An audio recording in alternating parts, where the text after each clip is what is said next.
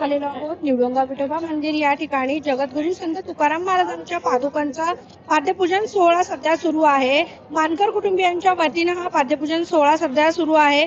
दीपक भाऊ मानकर आणि त्यांचा संपूर्ण परिवार या ठिकाणी उपस्थित आहे आणि या सर्वांच्या हस्ते हे पाद्यपूजन सोहळा नुकताच आता पार पडलेला आहे। सर्वजण या ठिकाणी आहेत। सर्व भाविक भक्त असतील किंवा पूर्ण मानकर परिवार या ठिकाणी आपल्याला भक्तिभावाने हा पाद्यपूजन सोहळा करताना आपल्याला दिसतंय। आता आपण आहोत निवडुंगा विठोबा मंदिर येथे जगद्गुरू संत तुकाराम महाराजांच्या पादुकांचा पाद्यपूजन सोहळा या ठिकाणी सध्या पार पडतोय। मानकर कुटुंबियांच्या वतीनं हा सोहळा सध्या पार पडतोय। दीपक भाऊ मानकर आपल्या सोबत आहेत, आपण त्यांच्याशी चर्चा करतोय। भाऊ, काय सांगाल, गेली कित्येक वर्षांपासून आपल्याला मानकर कुटुंबियांना हा पाद्यपूजन सोहळ्याचा मान मिळतो आणि याही वर्षी आपण करता, काय सांगा? हे भगवंताच्या इच्छेशिवाय होऊ शकत नाही।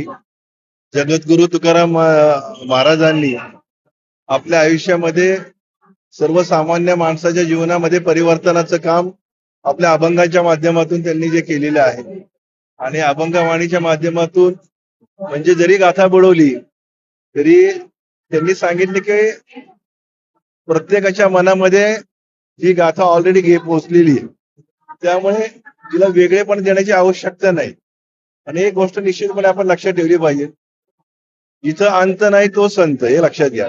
त्यामुळे ही संतांची परंपरा, ही पालखीची परंपरा गेली 700-750 वर्ष जी चालू आहे ती अखंडितपणे परमेश्वराच्या पांडुरंगाच्या रखमाईच्या कृपेने चालू आहे।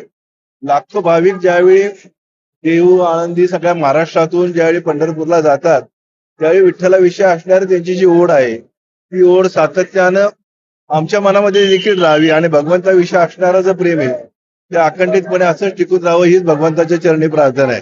अंतर्मनामध्ये जर प्रामाणिक भाव असेल तर तो परमेश्वरापर्यंत पोहोचत असतो आणि तो माझा भाव निश्चितपणे प्रामाणिकपणे आहे। ही जगद्गुरू तुकाराम महाराजांची परंपरा जी पगडीची आहे ती या आमच्या अनिकेत कोठावळे आणि या दरवर्षी मला या ठिकाणी बोलवतात आणि तो मान देतात पादुकांचं पूजन करण्याचा। मी त्यांचा अत्यंत आभारी आहे। निवडुंगा विठोबा मंडळाचे सर्व पदाधिकारी त्यांना देखील मनापासून धन्यवाद देतो। त्यांच्या माध्यमातून ही सेवा माझी होती।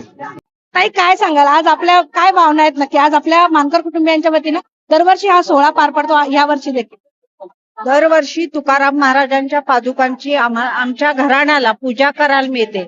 यामध्येच आमचं घर पवित्र झालेलं आहे, पुण्यवान आहे।